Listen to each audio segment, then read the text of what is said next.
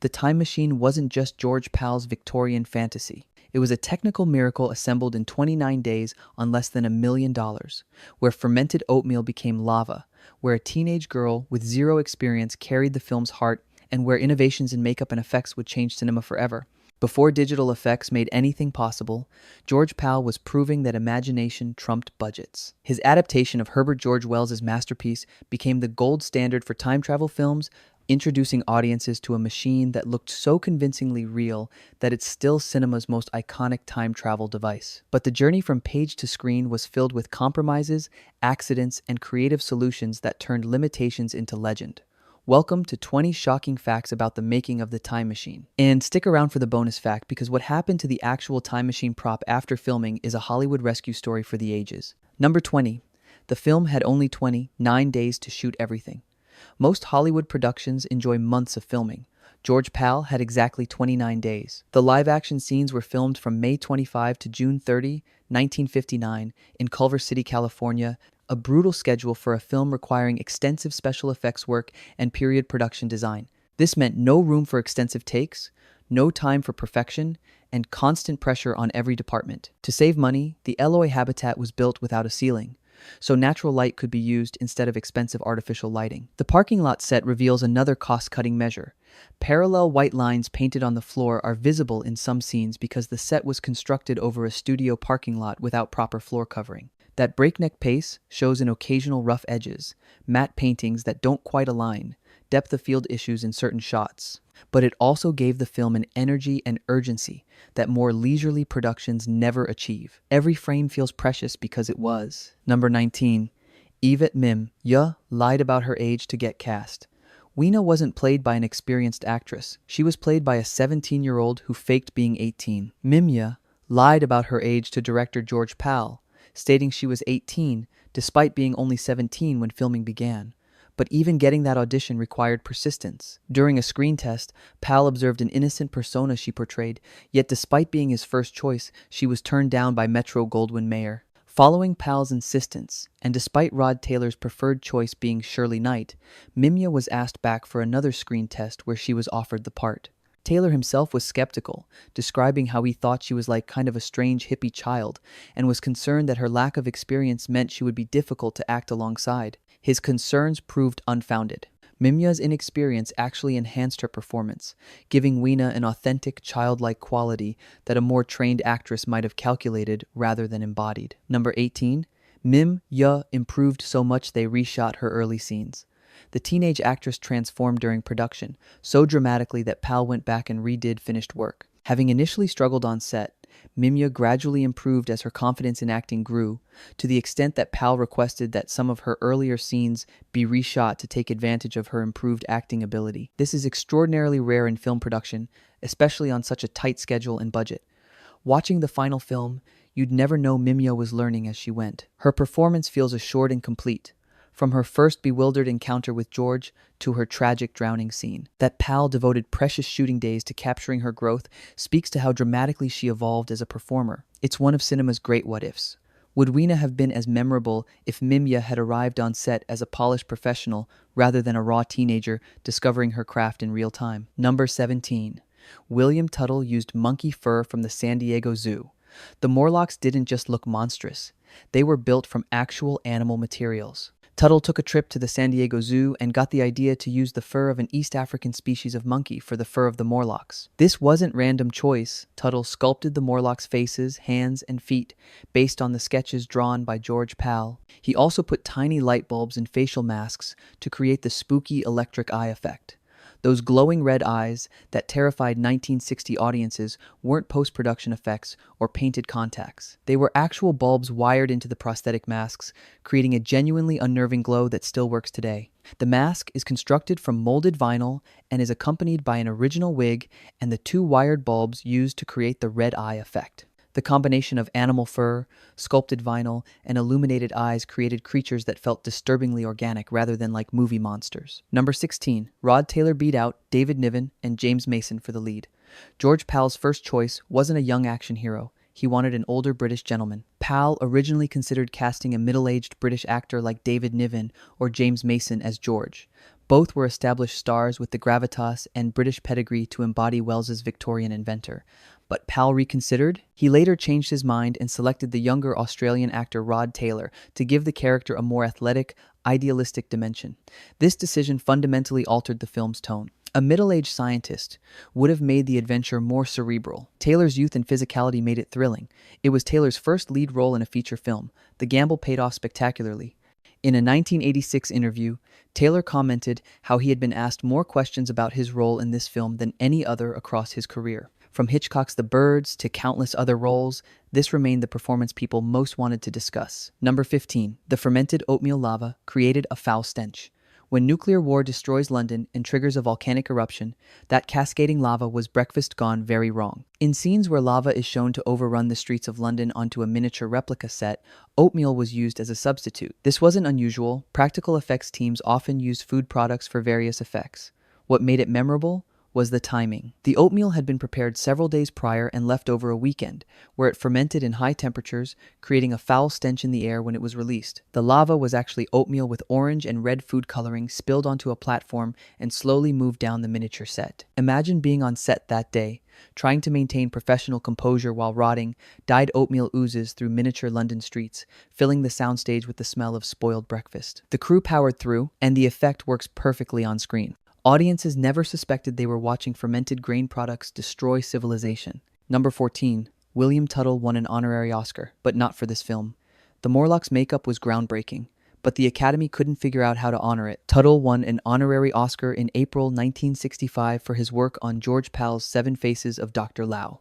Why does this matter for the time machine? Because there was no makeup category in 1960, this was 17 years before makeup became an official Academy Award category. Tuttle was the first in his profession to win an Academy Award. His Morlock designs, his aging effects on Rod Taylor, his work creating believable Victorian-era makeup under hot Technicolor lights, all of it was ineligible for competitive recognition. An Oscar category recognizing makeup skill did not begin on a regular basis until 1981. By then, Tuttle had been retired for years. His honorary award for Dr. Lao acknowledged what the Academy had failed to recognize with the time machine. Makeup artistry was as crucial to filmmaking as cinematography or production design. Number 13. The time machine was designed based on a barber's chair. The most iconic time travel device in cinema history started with where Victorian gentlemen got haircuts. In the films of George Pal by Gail Morgan Hickman, the director said, "The design all started with a barber chair. Bill Ferrari, the art director, thought that was a good way to begin, a turn-of-the-century barber chair. Ferrari sketched out a sled-like design, added controls on the front, then came up with the big, radar-like wheel to indicate movement. The time machine prop was designed by Metro-Goldwyn-Mayer art director Bill Ferrari and built by Hua Chang. Recognized today as an iconic film property, Ferrari's machine suggested a sled made up of a large clockwork rotating disc. The brass fittings, crystal controls, Art Nouveau details, and that massive rotating disc created something that looked simultaneously Victorian and futuristic, a steampunk aesthetic, decades before that term existed. In a meta-concept touch, a brass plate on the time machine's instrument display panel identifies its inventor as H. George Wells, a subtle tribute to both the film's producer and its original author. Number 12. Cinematographer Paul Vogel created time with colored gels and giant shutters. The passage of time wasn't a special effect, it was a lighting trick executed with breathtaking precision. Cinematographer Paul Vogel worked out a lighting scheme to indicate the advance of time as Rod Taylor travels into the future. A clear gel was used for daylight scenes, a pink one for dawn, an amber one for dusk, and a blue one for night. These were synchronized on a 7-foot circular shutter, rotating at varying speeds to simulate the movement of the sun through the roof of the time traveler's greenhouse as the machine advances into the future. Vogel had huge circular shutters built and mounted in front of each brute arc used to light the scene, roughly 7 feet in diameter, divided into 4 segments like a pie. As each day flew by in a matter of seconds, these discs were turned by hand from below by means of a chain and gear arrangement. Manual operation meant perfect synchronization. Someone beneath the set had to time the rotation precisely with Taylor's performance and the camera's speed. One missed cue and the effect failed. The result is one of cinema's most elegant visual metaphors, watching daylight cycle through the laboratory skylight as George hurtles through decades. Number 11. The film won Best Special Effects using stop, motion, and time-lapse. In 1960, there was no CGI. There were only patient artists photographing one frame at a time. Gene Warren and Tim Barr won the 1961 Academy Award for Best Effects, special effects for time-lapse photographic effects showing the world changing rapidly as the time traveler journeys into the future. The mannequin changing clothes through decades of fashion, the flowers blooming and dying in seconds, the buildings rising and crumbling, all achieved through painstaking stop-motion photography. Although the resulting composite was produced through optical printing, the several scenes involved had to match exactly in photographic character in order to produce a realistic blend. George Pal's visually imaginative production achieved striking impact through the art direction of George W. Davis and William Ferrari, the special photographic effects of George Warren and Hua Chang, and the outstanding color cinematography of Paul C. Vogel. These craftsmen created effects that 64 years later still feel magical because they're tangible. Real miniatures, real stop motion, real light. Number 10. The film was made for less than $1 million. Major Hollywood productions commanded multi-million-dollar budgets.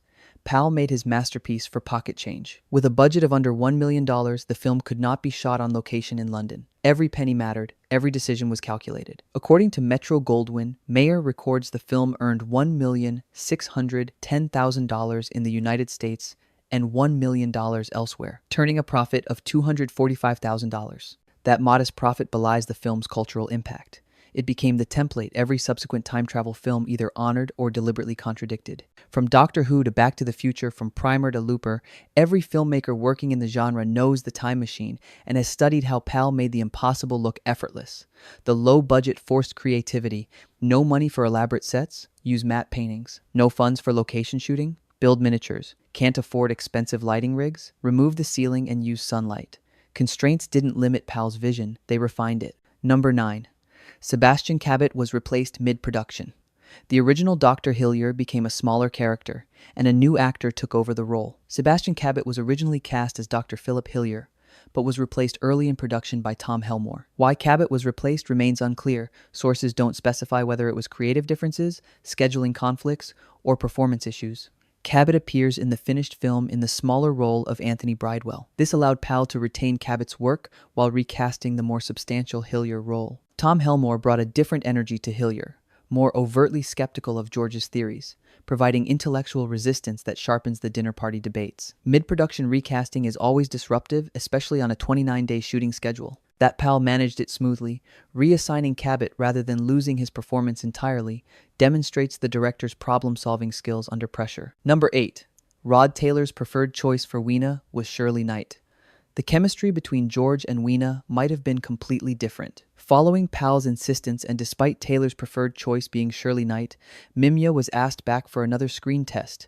Knight was an established young actress who would go on to Academy Award nominations and a distinguished career. She would have brought polish and training to Weena, but Pal's instincts proved correct. Mimya's rawness, her genuine innocence, her lack of actorly technique, these created a Weena who felt alien and childlike in ways a professional performance might have struggled to achieve. Knight would have been good. Mimya was perfect for this specific role at this specific moment.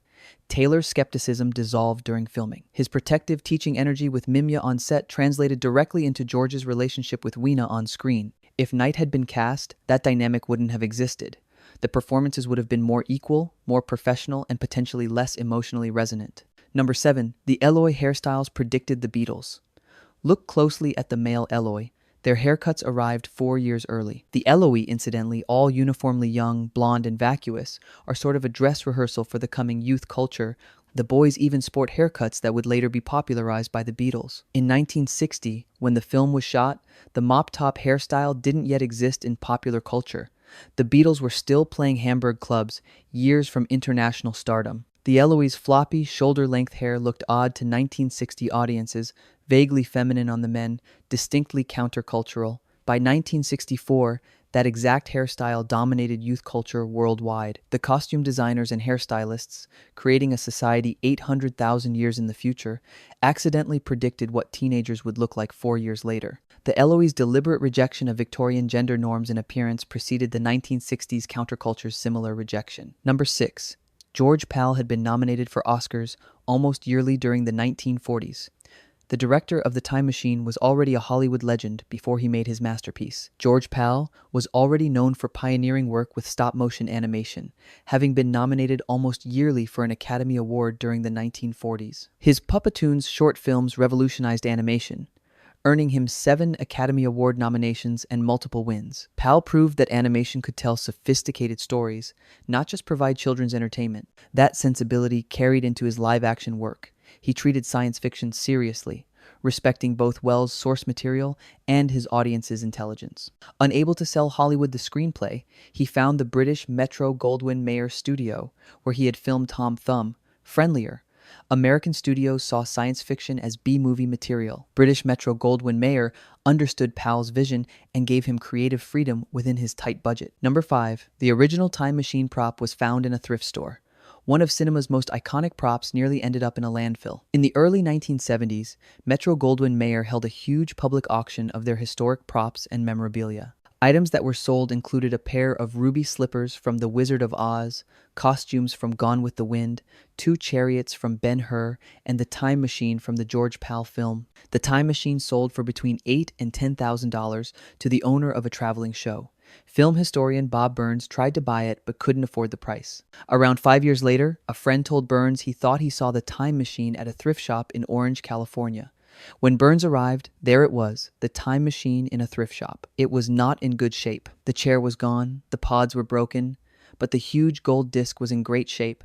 After some haggling, Bob left with his holy grail, paying exactly what his budget was the first time he tried to buy it, $1,000. From $10,000 at Metro-Goldwyn-Mayer's auction to $1,000 at a thrift store, cinema's greatest time machine nearly became anonymous junk. Number 4. Bob Burns restored the machine with help from Dorothy Fontana and Dennis Muren. Rescuing the prop required Hollywood special effects community. Burns called George Pal when he got home and told him he had the time machine.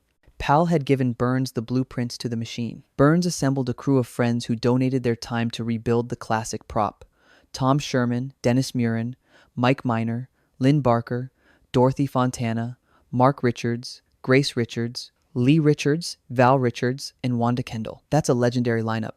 Dennis Muren would win 9 Academy Awards for visual effects. Dorothy Fontana would write classic Star Trek episodes and become one of science fiction television's most important writers. These talents came together to save a piece of cinema history. In about 4 weeks, the crew restored the time machine to pristine condition, and it was used in Bob's annual Halloween show for 1976. George Pal was one of the many guests of the show. While he was there, he admitted that he had never actually sat in the time machine. Think about that. The director, who conceived the machine, supervised its construction, filmed it lovingly for 29 days, had never sat in it during production, too busy directing. He was immediately invited to do so. When he took his seat in the time machine for the first time, special effects explosion master Joe Viscasil took his picture. It became Pal's official picture that he sent out to fans and the press from then on. Number 3. The machine appeared in Cosmos, Gremlins, and The Big Bang Theory. Bob Burns' restored prop became Hollywood's go-to time machine for cameos and tributes. The original time machine has made appearances in other productions, including Carl Sagan's Cosmos, Gremlins, Mike Jitlov's short Time Tripper, 1978, and used within his feature film The Wizard of Speed and Time, 1989. Most recently, it was featured in an episode of Columbia Broadcasting System's The Big Bang Theory. Many visitors to Bob's home museum of movie props and memorabilia have had a chance to sit in the machine, including special effects master Gene Warren Sr., director Frank Darabont, comic book artist Bernie Wrightson, and film historian Leonard Maltin. The machine became more than a prop. It became a pilgrimage site for filmmakers, a tangible connection to the moment when science fiction cinema grew up and demanded to be taken seriously. That it survived it all, rescued from a thrift store, restored by volunteers, preserved by one dedicated collector, is its own time travel miracle. Number 2. Paul Frees provided the voice of the talking rings and worked uncredited. The voice explaining the Eloi and Morlock history belonged to one of Hollywood's most prolific voice actors. Paul Frees provided the voice of the talking rings. The museum sequence where George learns about humanity's nuclear war and subsequent evolution uses these talking rings, essentially ancient audiobooks that play recorded messages. Frees was the voice of countless cartoon characters, commercials, and film narrations. He brought gravitas and clarity to the exposition-heavy museum scene, making dry historical information emotionally resonant. His voice work helped sell the tragedy of what humanity became. That he worked uncredited reflects how little voice acting was valued in 1960. Today, Freeze would receive prominent billing. Then, he was just another craftsperson making the film work, invisible in the credits but essential to the film's success. Number 1. The film added nuclear war. Herbert George Wells' novel had none. The most famous sequence in the movie doesn't exist in the source material. Unlike War of the Worlds, the Time Machine stays relatively faithful to its source material, adding only a few scenes, early on, in which the film's hero stops off to witness World Wars I, II, and III. The novel was published in 1895, and, unlike Wells' The Shape of Things to Come, avoids making any predictions about the coming century. Wells imagined the Eloi Morlock division as the result of class stratification over hundreds of thousands of years. David Duncan's screenplay added the atomic war as a catalyst, grounding the far future speculation in immediate Cold War anxieties. It's a speech that appears nowhere in Wells's novel, but which would have had a particular resonance when the film was first released, during the height of the nuclear arms race. That change modernized Wells's Victorian social commentary into something 1960 audiences could viscerally understand. The threat wasn't gradual class evolution, it was instant nuclear annihilation. The mushroom cloud became the dividing line between our world and the Eloise paradise that isn't. Some purists objected, but Duncan and Powell understood that adapting Wells meant updating his anxieties, not just his plot. Wells wrote about his era's fears.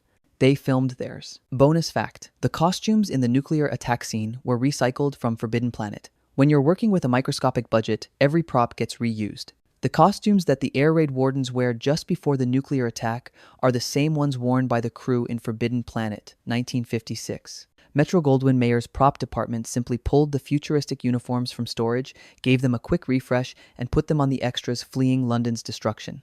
This wasn't unusual for the era. Studios maintained vast costume and prop warehouses, and thrifty productions raided them constantly. But it creates an odd continuity.